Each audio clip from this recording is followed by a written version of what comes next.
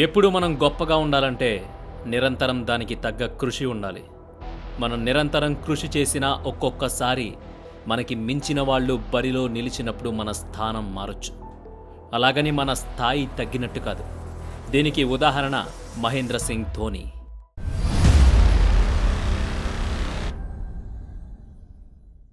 భారత క్రికెట్ జట్టుకు తన సారథ్యంలో ఎన్నో అపురూప విజయాలు అందించిన వ్యక్తి.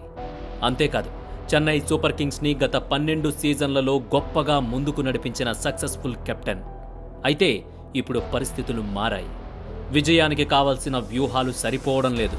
ప్రత్యర్థిని ఎదుర్కోవడానికి కావలసినంత శక్తి లభించడం లేదు. అలాగని ధోని నిరాశపడలేదు, బెదిరిపోలేదు. తన వైఫల్యాలను ఒప్పుకున్నాడు. తమ ప్రదర్శన మెరుగుపడాల్సి ఉందని అంగీకరించాడు. తను ఏమన్నాడంటే, అన్నిసార్లు పరిస్థితులు మనకు అనుకూలంగా సాగవు. పనితీరు అనుసరించే ఫలితాలుంటాయి. అందులో ఏమైనా తేడాలున్నాయేమో చూడాలి. ఇప్పుడు ఎప్పుడు పనితీరే ముఖ్యం. పని సరిగ్గా చేస్తే ఫలితాల తాలూకు ఒత్తిడి డ్రెస్సింగ్ రూంలోకి రాదు.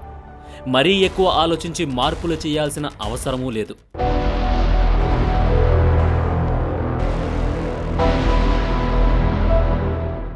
3-4 మ్యాచ్ల తర్వాత ఏం జరుగుతుందో ఖచ్చితంగా చెప్పలేం.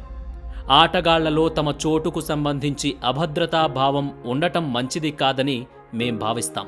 యువ ఆటగాళ్లకు చాలినన్ని అవకాశాలివ్వకపోవడంపై విమర్శలు సబబే. ఈ సీజన్లో మా ప్రదర్శన సరిగా లేదు.